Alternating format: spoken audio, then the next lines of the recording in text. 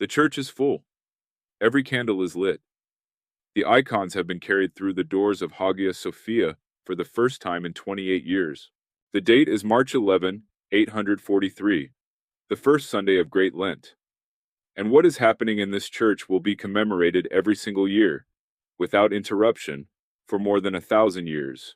At the center of this moment is a woman, not the emperor, not the patriarch, a woman who has been quietly keeping the faith alive inside the very palace that tried to extinguish it.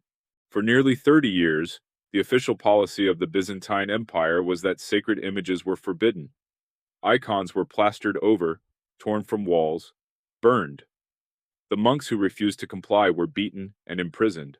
And Theodora's husband, Emperor Theophilos, was the last and most systematic enforcer of this policy.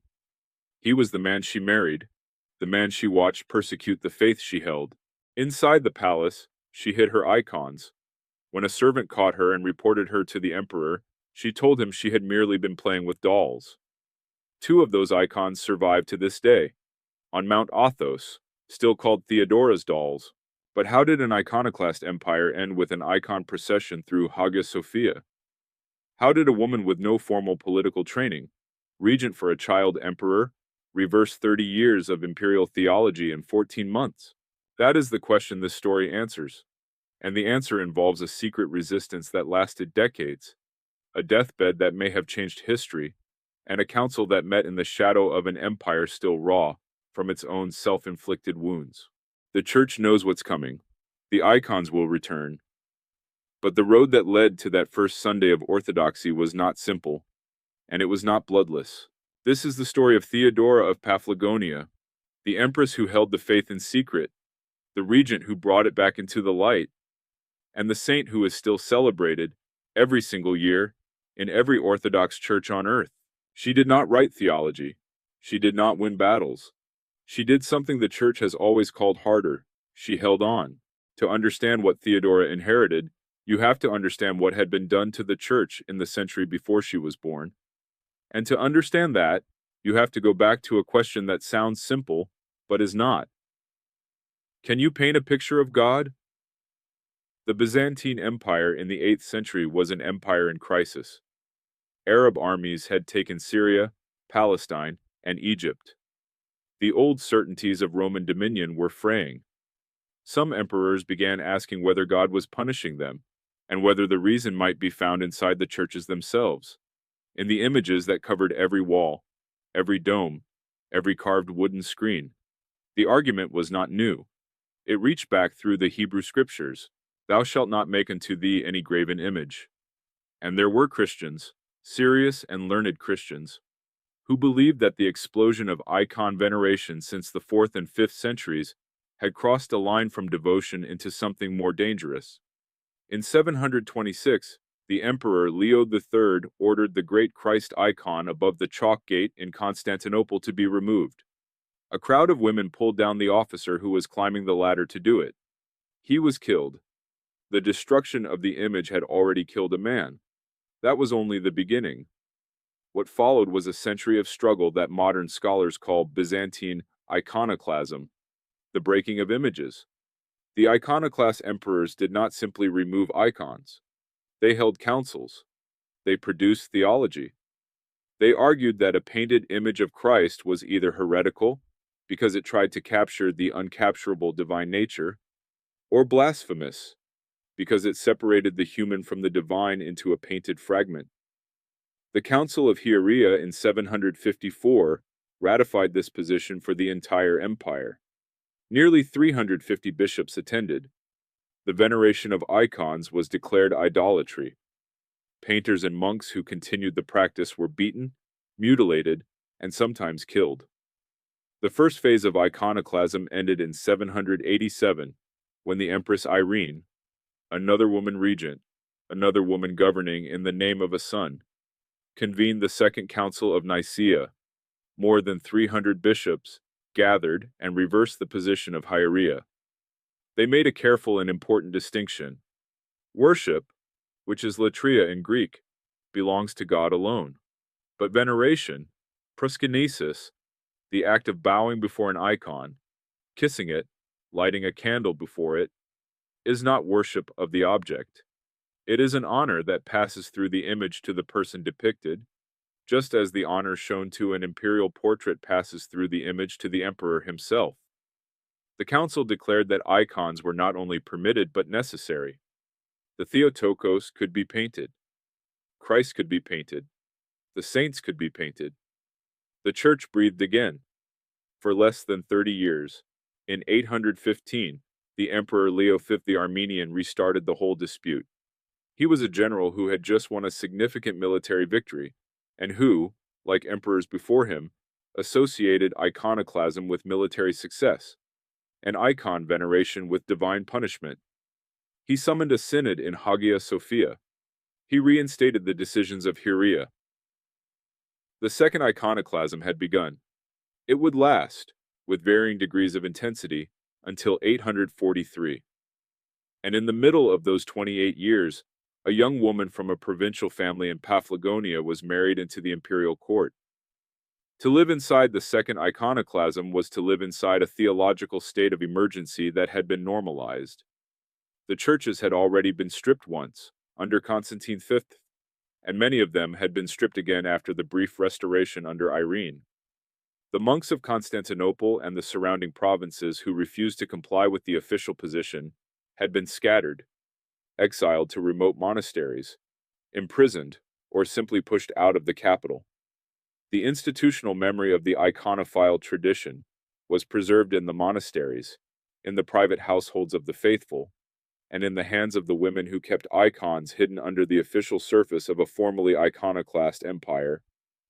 When Theodora came to the palace, she did not arrive into a vacuum. She arrived into a community of quiet resistance that had been building, in exactly those forms, for decades before her. The second iconoclasm was not the violent chaos of the first. It was more systematic, more bureaucratic, and in some ways more suffocating. The emperor who defined it was Theophilos, who came to power in 829 and who ruled until 842. He was cultured, educated, and in many ways an effective administrator. He was also a committed iconoclast in the tradition of his predecessors, and he had at his side a man who gave the policy its theological teeth, John VII of Constantinople, known as John the Grammarian. John was one of the most learned men of his age. He had studied classical Greek philosophy, mathematics, and astronomy. He had served as tutor to the imperial family and as a diplomat on missions to the Abbasid Caliphate. He was made patriarch in approximately 837, and from that position, he worked alongside Theophilos to enforce the iconoclast settlement systematically. Monks who refused to renounce icon veneration were arrested. Some were beaten. Some died under the treatment. A monk named Euthymios, bishop of Sardis, died from the flogging he received. Two brothers, Theodore and Theophanes, had obscene verses tattooed onto their foreheads with a hot needle because they refused to recant. They are known in Orthodox tradition as the graptoi, the inscribed ones, and they are saints.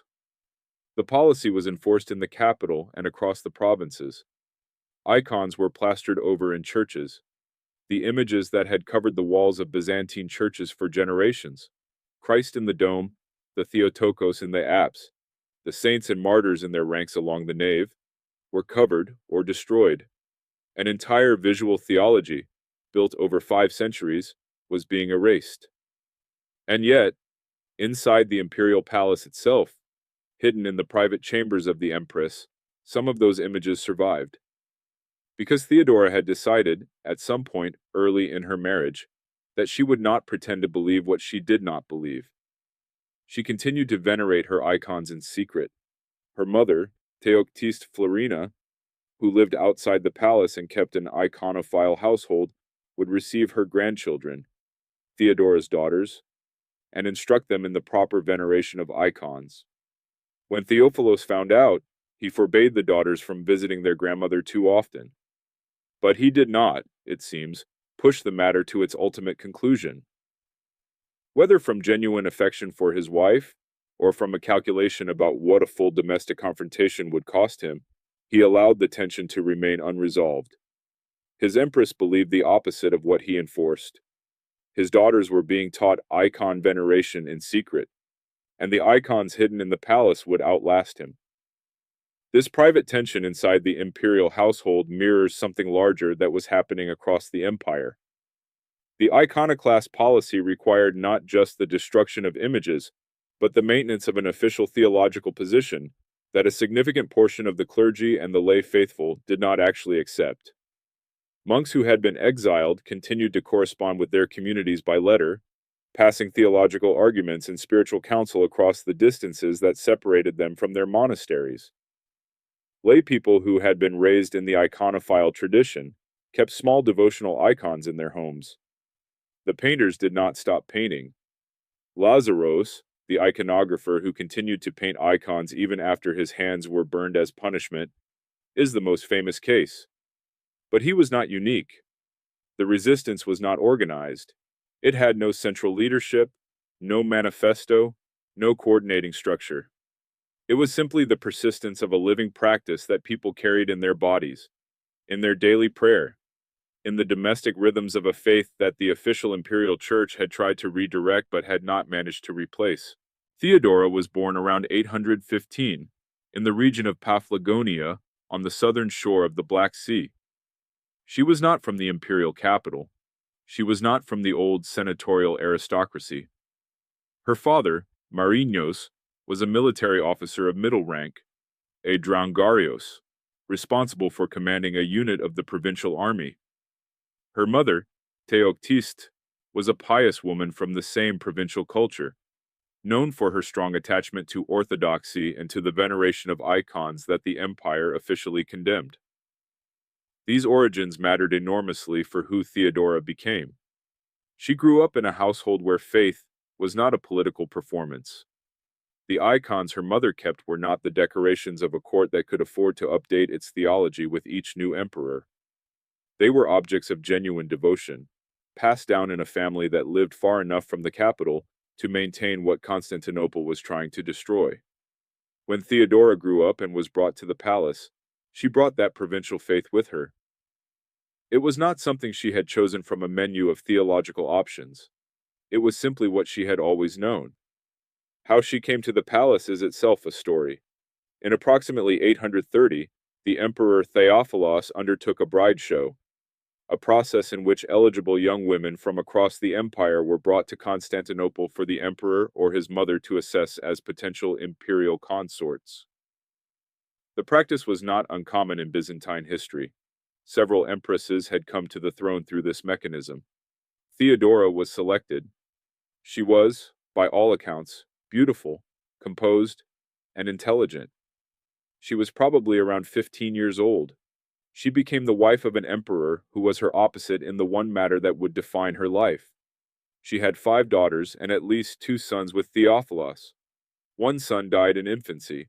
The other was Michael, born around 840, who would become Michael III, the emperor known to later historians, somewhat harshly, as Michael the Drunkard.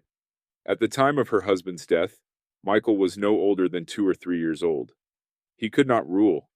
Someone else had to, and by the custom of the court and the will of Theophilos himself, that someone was Theodora.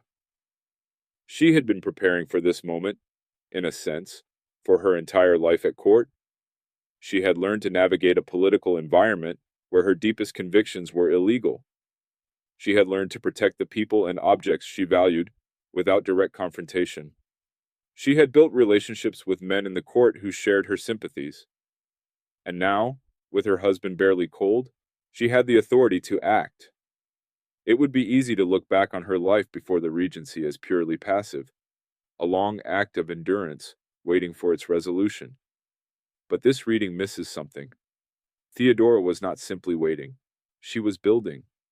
Every relationship she cultivated in the court, every piece of trust she accumulated with iconophile clergy and sympathetic ministers, every year she demonstrated that she could be a reliable and competent consort without turning her private faith into a domestic crisis.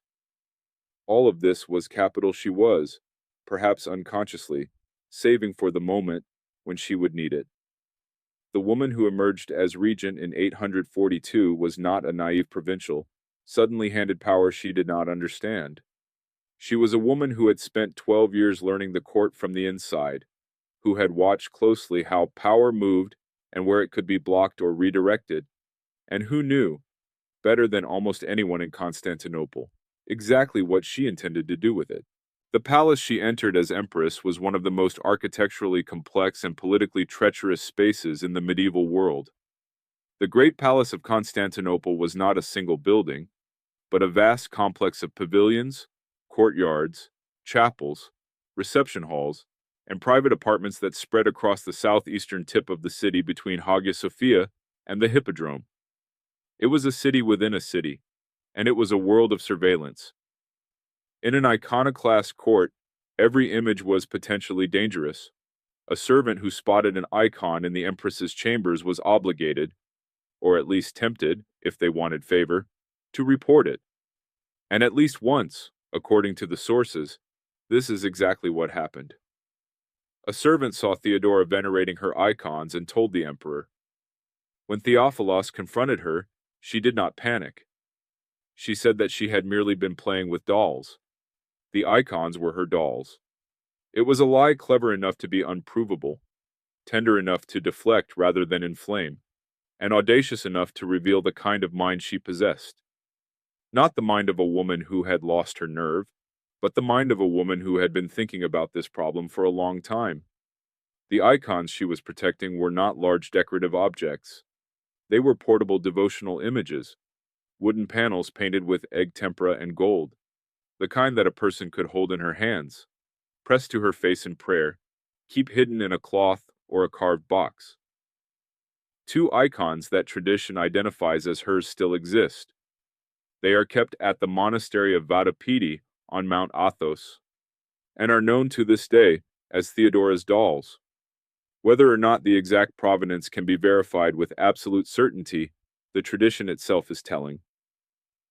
The story of those icons, kept in secret, given the innocent disguise of a child's plaything, has been preserved in the monastery for over 1,000 years. She was also not alone in her quiet resistance. Her mother Theoctiste remained outside the palace walls, in a household that was explicitly iconophile. Her daughters, against Theophilos's explicit prohibition, continued to visit their grandmother and continued to be taught the proper veneration of images.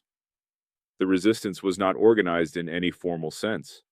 It was familial, intimate, and therefore more durable than any faction in the court could have been. Factions are visible, families are private, and Theodora understood the difference. Theophilos was not a fool or a brute. History has given him a complicated reputation, and it is worth taking it seriously. He was known for his personal accessibility, a Byzantine emperor who walked through the market in disguise to assess whether justice was being served, who personally investigated complaints of corruption, and who punished officials who enriched themselves at the expense of ordinary people. He was a patron of learning and of architecture. The Braius Palace, which he built on the Asian side of the Bosphorus, was reportedly modeled on the Abbasid palaces of the Caliphate, a sign of his cultural curiosity and his competitive engagement with the Islamic world that was Byzantium's great rival. He was also a deeply religious man, and it is important to hold that alongside his iconoclasm, because the two are not contradictory. He was not persecuting Christians out of contempt for Christianity. He believed he was purifying it. The theology he had been taught by John the Grammarian argued that the veneration of icons was a distortion of genuine Christian worship, a concession to popular piety that had led the Church into error. Theophilos believed in that argument. He was not simply using religious controversy to consolidate political power, though the political dimensions were real enough. He was, in his own mind, fighting for the correct understanding of the faith. This makes his relationship with Theodora all the more complex. He knew she disagreed with him on the matter he considered most important. He had, apparently, confronted her directly at least once, and he had accepted her deflection. What went on between them in private, in the intimacy of a long marriage, is not recorded by any source we have. But the dynamic is clear enough. A man who enforced a policy across an empire was unable, or unwilling, to enforce it on the woman he slept beside. That tells us something about him, and it tells us something about her. The persecution Theophilos conducted was real, and it cost real people greatly. Theodore Graptos, the monk who was tattooed on his forehead, had 12 iambic verses burned into his skin describing him as a vessel of error and a corrupter of truth. He survived the ordeal and eventually became the metropolitan of Cyzicus. His brother Theophanes died from the effects of the treatment.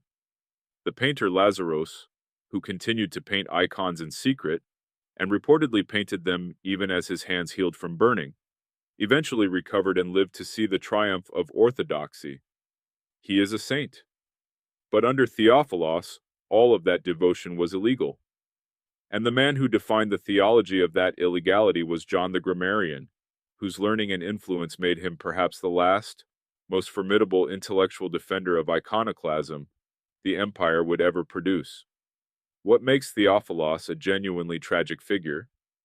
And the tradition has always seen a kind of tragedy in him, which is part of why his wife worked so hard to preserve his posthumous reputation, is precisely the gap between his intelligence and his error. He was not a stupid man who destroyed beautiful things for the sake of power. He was an intelligent man who convinced himself that the beautiful things were wrong. That kind of mistake is harder to reverse, and harder to forgive, than plain brutality. Brutality knows what it is. Intellectual error believes it is righteousness. The iconoclast emperors, Theophilos included, believed they were serving God by silencing the church's visual voice. The tradition has judged that they were wrong, but it has judged them, in the end, with a surprising measure of mercy. John the Grammarian is one of the most interesting figures of the entire controversy, and one of the least sympathetically treated by the tradition that ultimately defeated him. He was born sometime in the late 8th century, probably to a distinguished Constantinople family.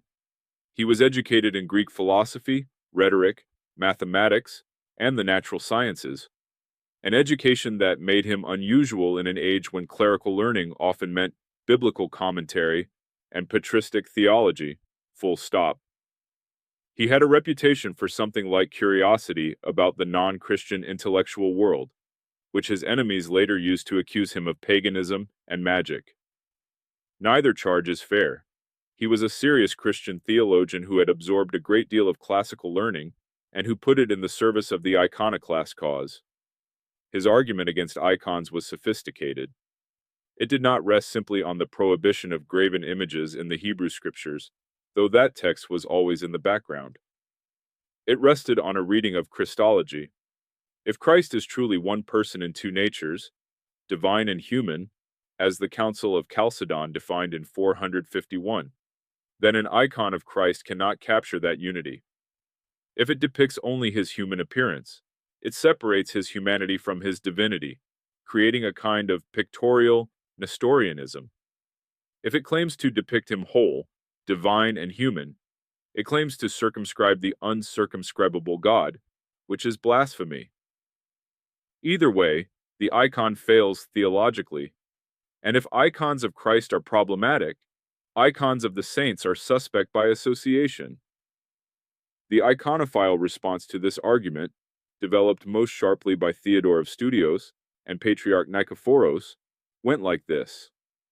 The icon of Christ depicts his hypostasis, his person, not his divine nature in abstraction.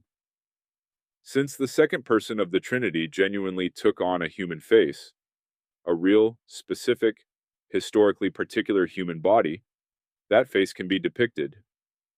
Depicting it is not circumscribing God.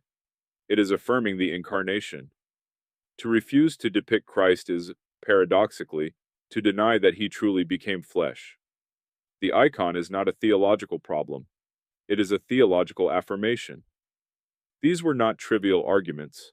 They were conducted at the highest level of Byzantine intellectual culture, and they engaged centuries of patristic commentary. John the Grammarian knew the tradition as well as his opponents. He lost in the end, not because the argument was weak, but because the political ground shifted beneath it. and the instrument of that shift was the woman his emperor had married. Theophilos died on January 20, 842. He was probably not yet 30 years old. The cause was dysentery, which had been consuming him for weeks.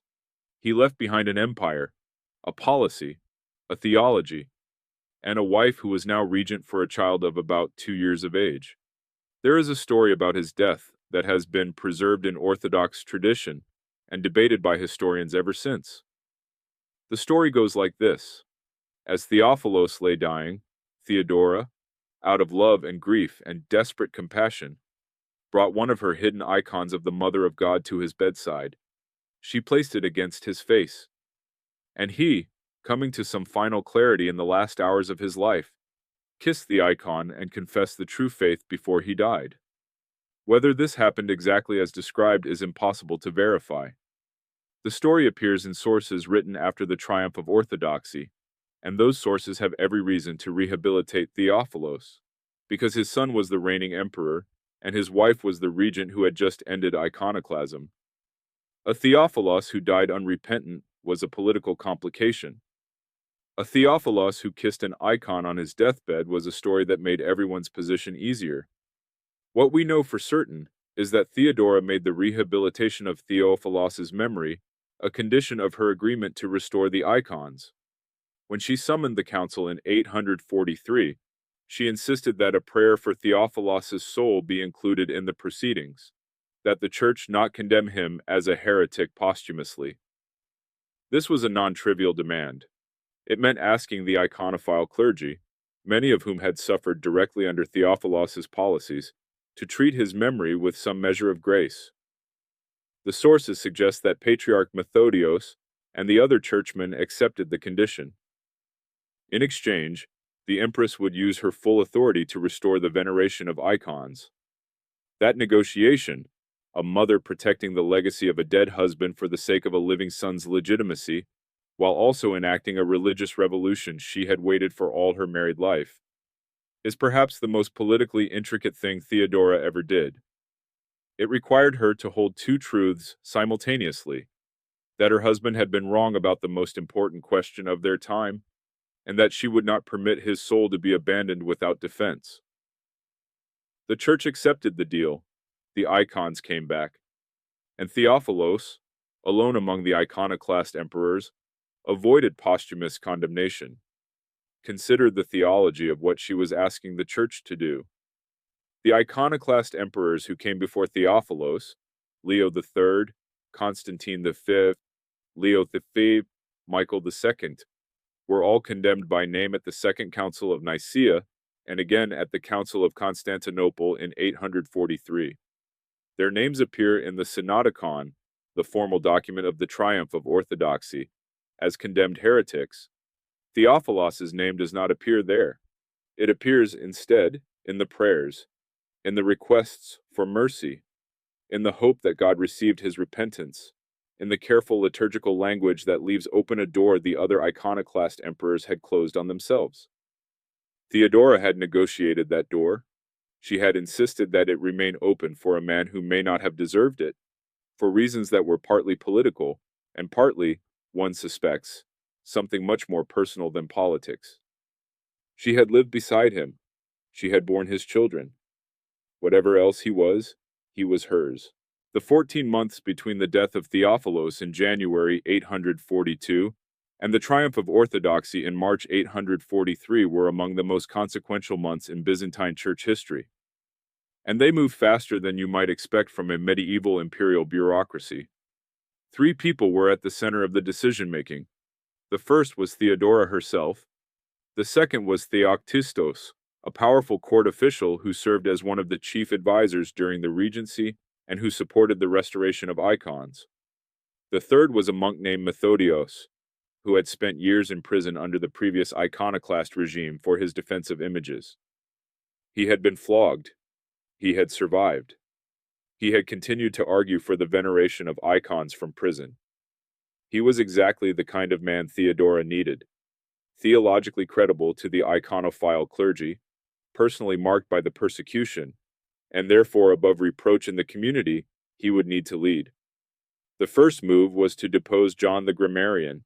He was removed from the patriarchal throne and exiled. The sources are not entirely consistent on the details, but the basic sequence is clear. The iconoclast patriarch went, and Methodios went in. He was appointed Patriarch of Constantinople, and immediately set about convening a council to reverse the theology of the previous era. The council met in 843. It was not an ecumenical council on the scale of Nicaea or Chalcedon. It was a local council of the Church of Constantinople. But what it did was ratify, confirm, and make permanent the decisions of the Second Council of Nicaea from 787. The veneration of icons was restored. The iconoclast patriarchs were condemned. The iconoclast theology was formally rejected, and the condition Theodora had insisted upon, the prayer for Theophilos, was incorporated. In one sense, the council was a formality. The political decision had already been made. The theological arguments had already been fought to a conclusion half a century earlier at Nicaea. What the Council of 843 did was take what had been decided in 787, what had been reversed in 815, and make it stick, permanently, irreversibly, for all of the centuries that would follow. The Church had found, in Theodora, the regent who was willing to make the final move. On March 11, 843, the first Sunday of Great Lent, Patriarch Methodios led a procession from the Church of Blachernae, on the northern edge of Constantinople near the sea walls, all the way to Hagia Sophia. The Empress was present. The young Emperor, Michael III, was present. Clergy, monks, and people who had waited for this day, some of them who had suffered for this day, walked through the streets of Constantinople carrying the holy images that had been hidden, plastered over, or smuggled across the empire for 28 years. The procession entered Hagia Sophia, the divine liturgy was celebrated, and at some point during the service, in words that the tradition has preserved and the Church has repeated every year since, the proclamation was made. The Orthodox faith was affirmed. The iconoclast patriarchs were condemned. The iconophile confessors, the monks who had been tattooed, beaten, and imprisoned, were formally honored. The living ones were there in person. Later tradition gave this moment a name, the triumph of orthodoxy. The Greek word is Kyriak tes orthodoxias, the Sunday of orthodoxy, and the Orthodox Church made it a permanent feast. Every year, on the first Sunday of Great Lent, the same service is held in every Orthodox church in the world. Greek, Russian, Serbian, Romanian, Coptic-adjacent Eastern churches, and the same proclamations are made. The icons are carried in procession. The iconophile confessors are remembered by name. The iconoclast heresy is formally condemned. The day has not changed since 843. It is, in that sense, one of the longest-running commemorations of a single historical event that Christianity has produced. What Theodora may have felt as she stood in Hagia Sophia that morning, after years of hiding her faith inside the palace of the man who outlawed it, after 14 months of careful political work, after the compromise over her husband's soul, no source records it. The icons do not speak in words, but the procession did. The Church was saying, through its movement and its liturgy, and the physical presence of the images being carried back into the great Church, this is what we believe. This is who we are. This is what we have always been. Hagia Sophia itself, the great church completed by Justinian in 537, was chosen for the culmination of the procession with precise intentionality. It was the largest church in Christendom. Its dome, which the architects Anthemios of Tralles and Isidore of Miletus had designed to seem as though it were suspended from the heavens by a golden chain, was the physical symbol of the Byzantine Church's claim to contain and transmit the whole of Christian truth. To bring the icons back into that space was not merely a liturgical act. It was a cosmological statement. The world was being restored to its proper order. The incarnation, which the icons proclaimed, was once again visible in the place that had been built to contain the fullness of the faith. That morning, in that light, The Church made its case not in words but in the simple act of being what it was. The icon that commemorates this moment is one of the most theologically layered objects in all of Byzantine art. It was painted around the end of the 14th century, more than 500 years after the events it depicts, and it now lives in the British Museum in London. Look at it carefully, and you will see exactly what the Byzantine mind wanted to say about what happened in 843. In the upper register of the icon, at the very center, is the Hodegetria, the icon of the Theotokos, the Mother of God, pointing to the Christ child. The tradition held that this image was painted by the evangelist Luke himself. Whether or not that is literally true, it was the claim that gave the image its authority, and placing it at the very top and center of the Triumph of Orthodoxy icon is a statement. This is what we were defending. Not decoration, not art. The theological image of the Incarnation itself. Mary pointing to her Son, God, who can be seen. Below the Hodegetria, in the register of earthly participants, are Patriarch Methodios and a row of clerics and confessors. On the left side of that register stands Empress Theodora, in full imperial regalia. Beside her is a small figure representing the young Emperor Michael III. They are not presented as powerful rulers imposing their will. They are presented as defenders of right doctrine, a mother and a very small child, standing beneath the icon they helped restore. The positioning is not accidental. Byzantine iconography never is. Theodora is depicted as an iconophile confessor, not merely as a regent who made a prudent political decision.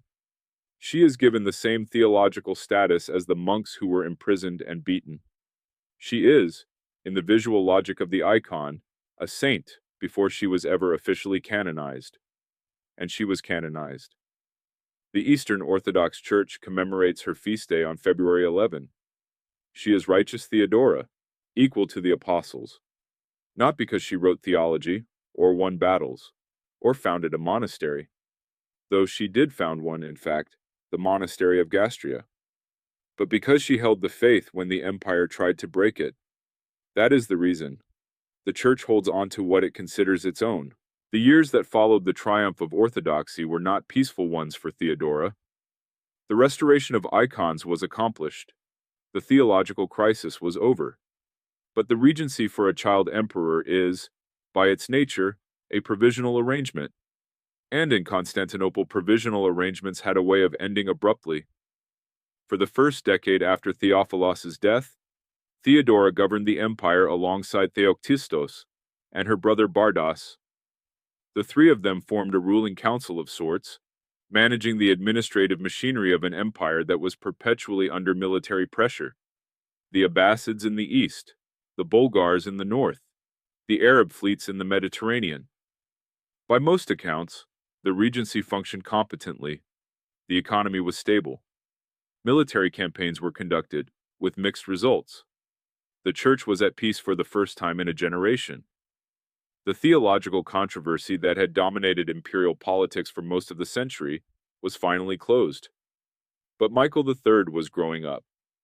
And as he grew, the dynamics of the court shifted. He was drawn increasingly into the orbit of his uncle Bardas, who was ambitious, politically shrewd, and not particularly fond of the arrangement that kept Theodora at the center of power. Bardas wanted to govern, not serve as one of three regents managing affairs on behalf of a woman and a child. The crisis came in November 855. Theoktistos, the official who had been one of Theodora's most important supporters since the beginning of the regency, was murdered. The sources say that Bardas arranged the killing with the backing of Michael, now approximately 15 years old, and apparently willing to sanction the death of the man who had protected his mother's position. In one stroke, Theodora lost her most significant ally in the court. She did not go quietly. She continued to try to govern. But the balance of power had shifted irreversibly. By 856 or 857, she was expelled from the imperial palace.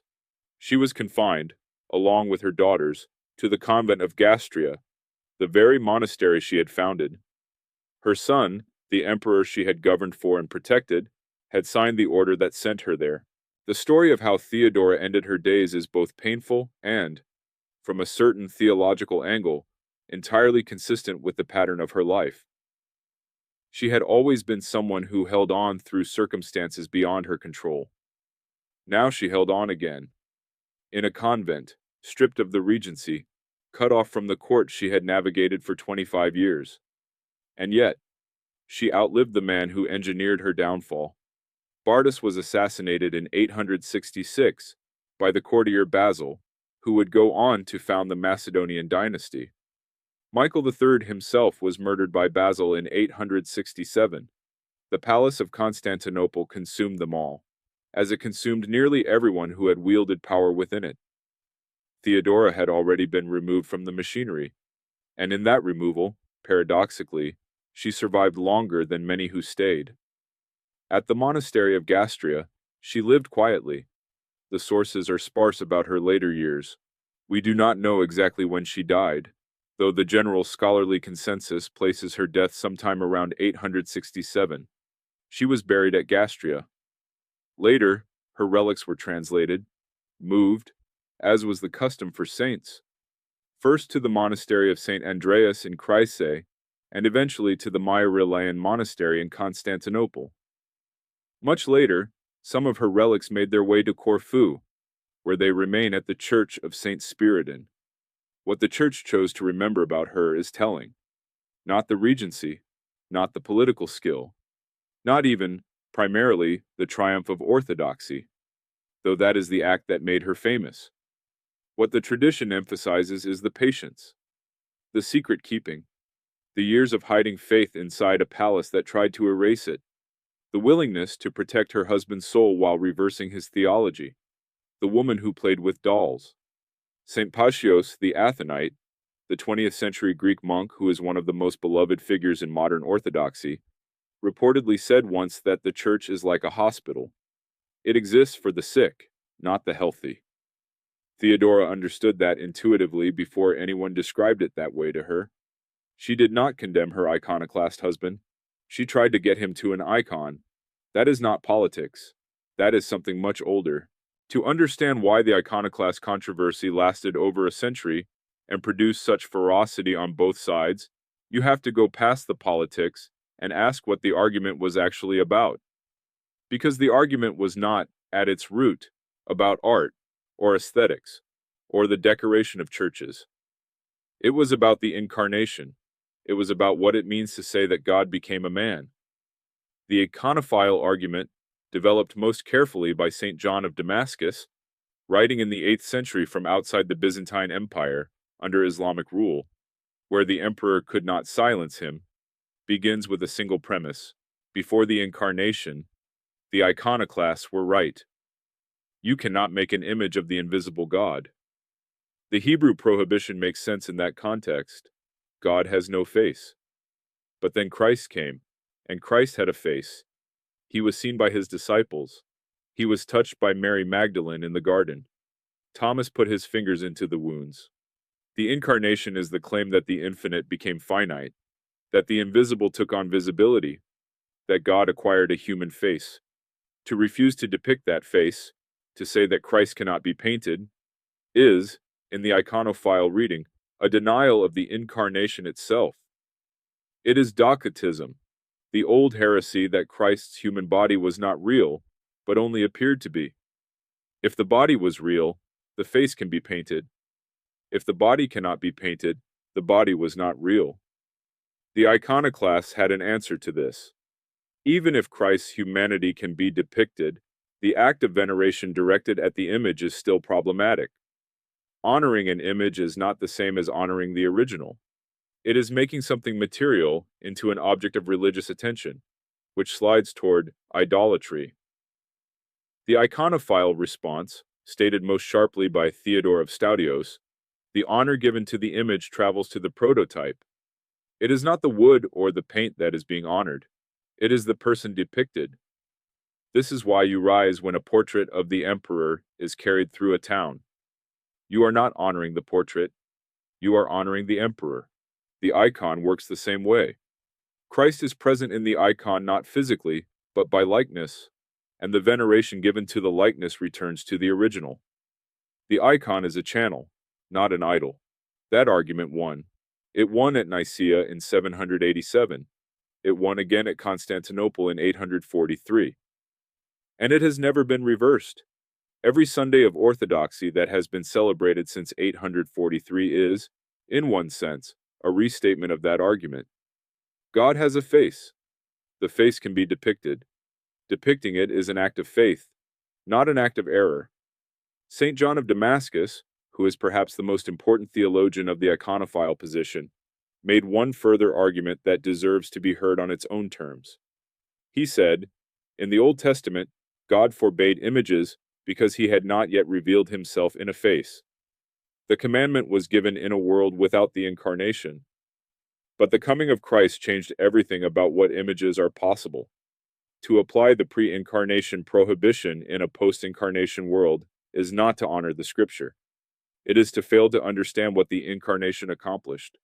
The God who said, "You cannot make my image" in the 8th chapter of Exodus is the same God who, in the fullness of time, gave himself a human face that could be seen and touched and painted.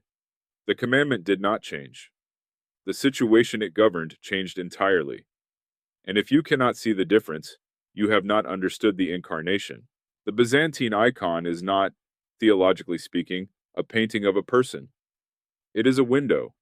That is the word the tradition most commonly uses for it. A window between the visible world and the world that is not visible. The person depicted in the icon is not absent from the icon. They are present in it, not bodily, not spatially, but really in the way that a person is present in their face when you look at them across a room. This is why Byzantine icons are painted the way they are. The figures do not occupy a naturalistic three-dimensional space. They are not moving through air and light in the manner of Renaissance painting. They are facing you. They are always facing you. The frontal gaze, which the Western eye sometimes reads as stiffness or artistic limitation, is in fact a theological statement. The saint in the icon is looking at you. The saint is present.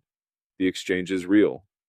The elongated figures, the flattened space, the gold background that represents uncreated divine light rather than sky or air, all of these conventions that developed over centuries of Byzantine artistic practice are not decorative choices. They are visual theology. The gold is not gold leaf because gold is expensive. The gold is gold leaf because it is the only color that does not represent something in the natural world. It represents what is not natural. It represents eternity. And the reverse perspective, the way Byzantine icons sometimes seem to be drawn from multiple viewpoints at once, so that objects appear wider at the back than at the front, is also intentional. In normal, Western perspective, the vanishing point is in the picture, behind the image. The world of the painting recedes away from you. In reverse perspective, the vanishing point is in front of the image. The world of the icon opens outward toward you. You are the point toward which the sacred image is oriented. All of this, every convention that makes a Byzantine icon look the way it looks, was what Theodora was protecting when she hid her painted panels in the imperial palace and called them her dolls. She was not protecting art. She was protecting a window. The end of the Second Iconoclasm in 843 did not close the theological history of Byzantium, but it did close a specific chapter. The chapter in which the veneration of icons was a contested question within the Byzantine Church itself. After 843, the iconoclast position ceased to have any institutional support within the Orthodox world. No emperor ever again attempted to suppress icons. No patriarch ever again endorsed the iconoclast theology. The question was settled. What remained was the work of rebuilding, literally rebuilding. Across Constantinople and the provinces, the churches that had been stripped of their images during the iconoclast period had to be restored. New mosaics were commissioned. New icons were painted. The great mosaic of the Theotokos and Child in the apse of Hagia Sophia, which may have been installed shortly after the triumph of Orthodoxy, is often read as a direct visual statement of the new order. The Mother of God restored to the great church, in the most prominent position in the building, gazing down at the congregation from the golden apse. Patriarch Photios, who served in the generation after Methodios, gave a sermon at the dedication of that mosaic that has been preserved. He described the image in terms of the incarnational theology that had won the controversy. Here, he said, in the painted face of the Theotokos, is the proof of the incarnation. Here is the Virgin who bore God in the flesh. The icon is the argument made visible. You do not have to read the Christological debates to understand the faith. You can look at the face. The Byzantine artistic tradition that Theodora's restoration made possible went on to produce some of the most extraordinary visual art in human history. The Carrier Jami mosaics in Constantinople, the Hosios Lucas Monastery in Greece, the frescoes of Mistra in the Peloponnese, the great iconostases of Russian Orthodoxy that rose in the centuries after Byzantium transmitted its faith to the Slavic world, Vladimir, Novgorod, Kiev, all built on a visual theology whose survival, at one critical moment, depended on an empress from Paphlagonia hiding small painted panels in her bedroom and telling her husband they were toys. The influence went further still.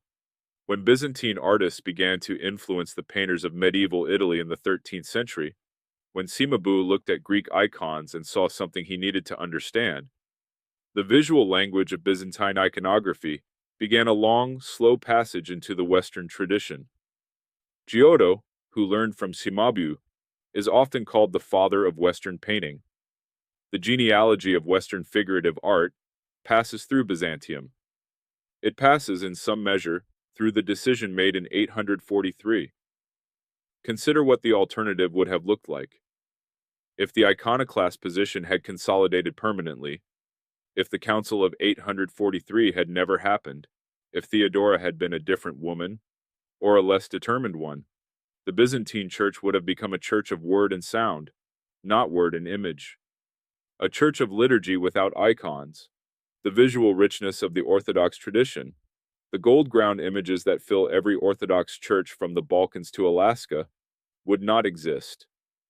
The theological tradition of the icon as a window, the saint as present in the image, the face of Christ available to the literate and the illiterate alike, would have been replaced by something that may have been theologically defensible but would have been, aesthetically and spiritually, a very different thing.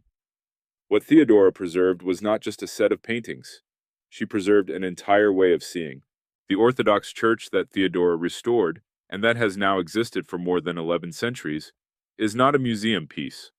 It is the largest body of Eastern Christianity on earth, with communities in Greece, Russia, Romania, Serbia, Bulgaria, Georgia, Ethiopia, Egypt, Syria, Lebanon, India, and diaspora communities in nearly every country in the Western world. Every one of those communities celebrates the Sunday of Orthodoxy on the first Sunday of Lent. Every one of them carries icons in procession. Every one of them makes the same proclamations that were first made in Hagia Sophia on March 11, 843. There is something extraordinary about that continuity. When the Orthodox faithful say, on the Sunday of Orthodoxy, that the icons are the triumph of Orthodoxy, they are not speaking metaphorically.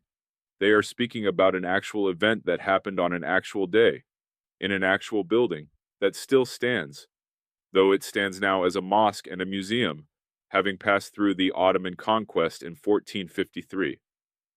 The day those words were first proclaimed, Hagia Sophia was a Christian church. It has been many other things since, but the words and the icons and the procession have continued without interruption. The theological content of the Sunday of Orthodoxy has also expanded over the centuries. It is no longer only about the specific controversy of the Second Iconoclasm. It has become an annual affirmation of all the doctrinal decisions that the Church considers foundational, the 7 ecumenical councils, the Christological definitions, the entire structure of Orthodox dogma. But it began with Theodora. It began with the political decision she made in the 14 months after her husband died. It began with the small icons she had kept hidden for years in a palace that tried to forbid them. The theologians call this kind of continuity tradition with a capital T, the living transmission of faith from one generation to the next, carried in practice, in liturgy, in image, in the bodies of people who hold on to something they believe is true. Theodora's act was not the beginning of that tradition. It was its defense, at the moment when the tradition was most vulnerable. And the Church, which has a long memory for such things, has not forgotten her name.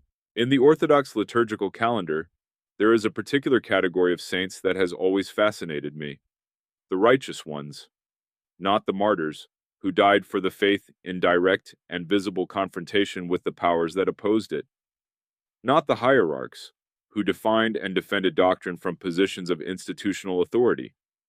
The righteous ones are those who were faithful within ordinary life, within marriage, within family, within the constraints of a world that was not entirely their own to shape. They held the faith not by standing apart from the world, but by carrying it through the world, quietly, for as long as it took.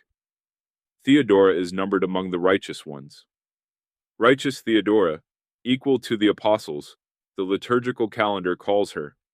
The equal to the apostles designation is given to those who, without having known Christ in the flesh, or having been sent by him directly, spread or preserve the faith in ways that the Church considers apostolic in scope.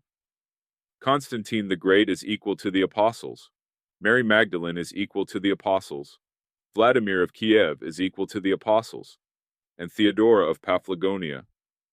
The designation is significant because it places her act of preservation, of holding the faith alive inside the palace during the Iconoclast decades, of then using her position as regent to restore it, in the same category as acts of explicit mission and proclamation.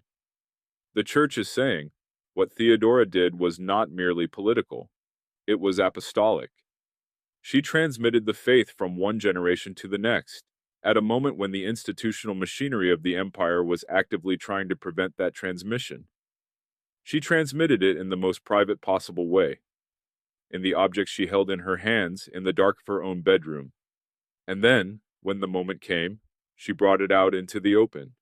That is the movement the Church commemorates. Not primarily the Council of 843, not primarily the procession through Hagia Sophia, but the whole arc. The decades of hidden faithfulness that made the public act possible. You cannot have the procession without the years of silence. You cannot have the Sunday of Orthodoxy without Theodora's dolls. There is a detail in the story of Theodora that does not appear in the major historical chronicles. It comes from the hagiographic sources, the lives of the saints written in Greek, compiled over centuries, and preserved in the tradition. The detail concerns her daughters. Theophilos, as the sources tell us, had explicitly prohibited his daughters from visiting their maternal grandmother Theoctiste too often, because Theoctiste was teaching them to venerate icons. He was not angry enough to exile his mother-in-law or to sever the relationship entirely, but he was suspicious, and his suspicion was justified. The girls were being taught something they were not supposed to know. What the hagiographic tradition emphasizes is that Theodora permitted this. She did not protect the daughters from the grandmother's teaching. She allowed the connection to continue, knowing the risk, knowing that her husband had noticed. This is a small detail, and it is easy to overlook. But consider what it means. Theodora was not only preserving her own faith in private, she was passing the faith to the next generation, deliberately, against the explicit wishes of the empire's most powerful man. She was doing what mothers have always done when they believe the official world is wrong. She was teaching the children what the official world did not want them to know. That is the continuity of tradition at its most intimate. Not councils, not proclamations. A grandmother holding an icon in a house outside the palace walls. A daughter watching. Children learning to reverence something their father's laws said was illegal. The same faith that had been passed from the first disciples to the church fathers, from the church fathers to the monks, from the monks to the ordinary faithful, passing now from Theoctiste to Theodora's daughters in a domestic act that the sources barely paused to record, because it seemed unremarkable, because it was simply what faithful women had always done. The Sunday of Orthodoxy is not a difficult feast to observe. You do not need to fast for it, though it falls within the Great Lent fast. You do not need to have memorized the theology of the Incarnation, or to be able to summarize the Christological controversies of the early councils. You simply come to church. You watch the icons being carried. You hear the proclamations. And at the end, the deacon or the priest reads a list of names: the names of the iconophile confessors, the names of the saints, the names of those who defended the faith at the cost of their own safety, and in some cases their own lives. Among those names is Theodora. The liturgical text of the Sunday of Orthodoxy has been preserved and studied by scholars of Byzantine liturgy for generations. It is not a simple text. It contains some of the most precise Christological language in the entire liturgical tradition. But within it, woven among the theological definitions, are the human stories. Theodore and Theophanes, the brothers who were tattooed. Lazarus the painter, who went on painting with burned hands.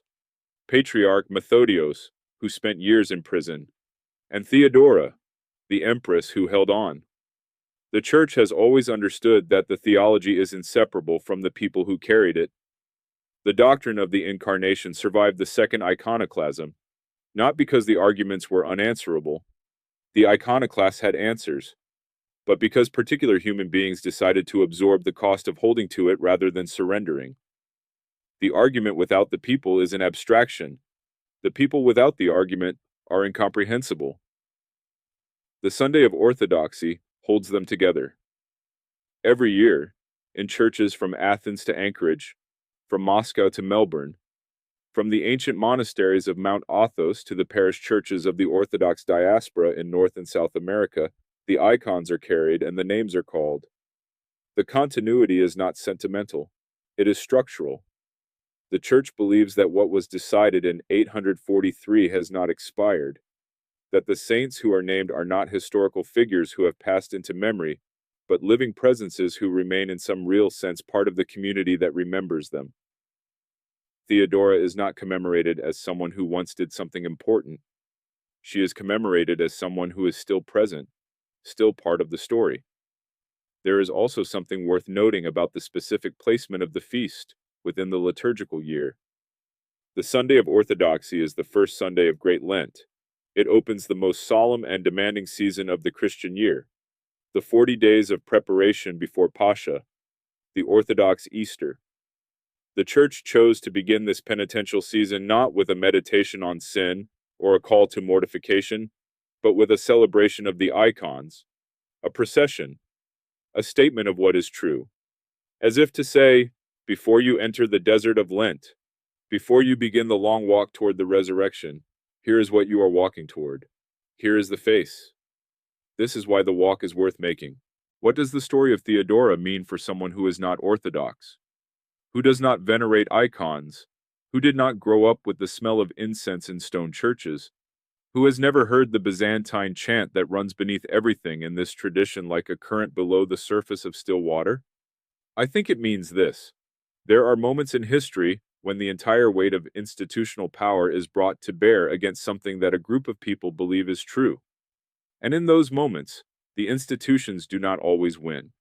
Sometimes they are reversed, not by armies or philosophers, but by people who simply refuse to pretend. Theodora did not have a theory of resistance. She did not write a treatise on civil disobedience. She hid her icons and called them dolls. She let her daughters visit their grandmother. She waited. For nearly 20 years she waited. And when the waiting was over, she moved with a speed and decisiveness that suggests she had been thinking about what she would do for every one of those years. There is also this. The tradition remembers her as a saint, not primarily because she was powerful, but because she was faithful. Power came and went. She had it. She lost it. She was confined to the monastery she had founded. What the Church chose to preserve in her story is not the regency, or the council, or the procession. What the Church preserved is the woman with the hidden icons, the woman who would not let go of what she believed, even when letting go would have been easier, safer, and undetectable. The Church believes that kind of faithfulness has consequences that outlast the person who practices it.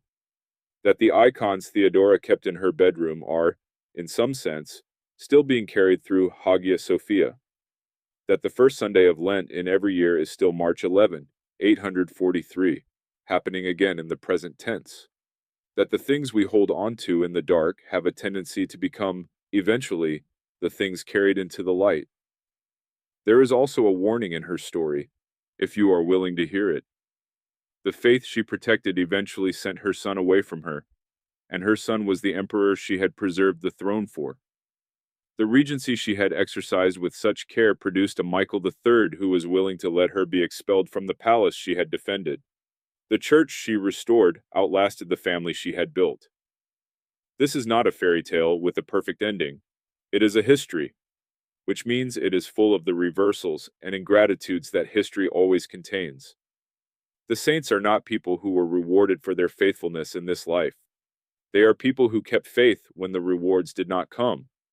That is the harder definition, and it is the one the Church has always applied. Patriarch Methodios I served as ecumenical patriarch of Constantinople from the triumph of Orthodoxy on March 11, 843, until his death on June 14, 847. He was patriarch for 4 years. In those 4 years, he had to manage the aftermath of a bitter theological controversy in a church that contained both people who had suffered for the iconophile cause and people who had cooperated, to varying degrees, with the iconoclast regime. His approach to the reconciliation was, by the standards of Byzantine church politics, relatively measured. He did not pursue a systematic purge of former iconoclasts. He recognized that many clergy had accepted the official theology under duress, or had collaborated with it at levels that did not rise to active persecution of the faithful. He focused the condemnations on the iconoclast patriarchs themselves, and on the theology they had enforced, not on every cleric who had adapted to the official position during the previous decades. There were extremists in the iconophile camp who wanted harsher measures. Methodios resisted them, and the tradition has remembered him well for it. He also composed hymnography. Among the texts attributed to him is work for the Sunday of Orthodoxy itself, the liturgical framework within which the triumph was, and continues to be, commemorated annually. Whether all of what is attributed to him is authentically his is a question for specialists. But the tradition's instinct to associate him with the liturgical form of the feast is telling. The man who led the procession on that first Sunday is also, in the tradition, the man who shaped the words that would be used to commemorate it forever after. When he died, in 847, Methodios was already being venerated as a saint. His feast day in the Orthodox calendar is June 14. He and Theodora share a liturgical memory, the two people who together made the triumph of Orthodoxy happen. The patriarch who led the procession and the empress who made the procession possible are both commemorated, both named on the Sunday of Orthodoxy, both part of the living tradition of the church they served. The last thing worth saying about Theodora is also, perhaps the simplest. She is a saint because the church decided she is a saint. And the church decided she is a saint because the community that gathered to celebrate the first Sunday of Orthodoxy in 843, and the generations that have gathered every year since, recognized in her story something they believe is true about what faithfulness looks like. She is not a saint because she was perfect. The sources that survive suggest she was politically astute in ways that sometimes involved a certain opacity. The story about the dolls, the decision to protect her husband's posthumous reputation while reversing his theology, the complex management of the regency. She was not a naive woman. She was a sophisticated one who understood the difference between what she believed and what the world required her to say, and who held that tension without breaking for the better part of 2 decades. She is a saint because she held on. That is the whole of it. The church has a word for this kind of faithfulness. It is called endurance. Hypomone in Greek, a word that appears throughout the New Testament and the patristic literature, and that means something more active than mere patience. It means the capacity to remain under a weight without being crushed by it, to stand under pressure, not to transcend the difficulty, but to carry it all the way through until the other side appears. Theodora carried the weight of a faith that her own empire outlawed, inside the palace of the man who enforced the law for nearly 20 years. She endured. And at the end of the endurance, she brought the icons out of hiding and led them, through the streets of Constantinople, back into the great church where they had always belonged. The church she helped restore has a practice of calling the names of the dead at every divine liturgy. Not the great and the powerful only, though those names are called too, but the saints, the ordinary faithful, the people who held on. It calls them by name because it believes they are still present, that they are not finished, that the story the church is telling about the world is not finished either, and they are part of it. Today, somewhere in the world, in a church lit by candles and thick with the smell of incense and the sound of Byzantine chant, a deacon is reading a list of names aloud. Among them, Theodora the Empress, the righteous, equal to the apostles. And the congregation answers, as it has always answered, may her memory be eternal. The Orthodox world commemorates her on February 11. On that day, her story is read aloud to congregations who may or may not know the full arc of what she did. The hiding, the negotiating, the procession, the exile. But they know the name. They know she is one of theirs. They know she is counted among those who kept the faith when keeping it was not safe. The icons she protected are still being painted. The face of Christ is still being depicted in gold and egg tempera on wooden panels, in the same technique and the same theological tradition that Lazarus continued to practice even when his hands were burning. The procession she led through Constantinople has been repeated, every first Sunday of Lent, in every Orthodox church on earth, for more than 1180 years without interruption. No war has stopped it. No empire has reversed it. The thing she held in the dark is still being carried into the light. Find a local Orthodox church. Come and see what the church has been holding on to for 2,000 years. And if they ask you why you came, you can say, I heard the story of a woman who hid her icons and called them dolls. I wanted to see what she was protecting,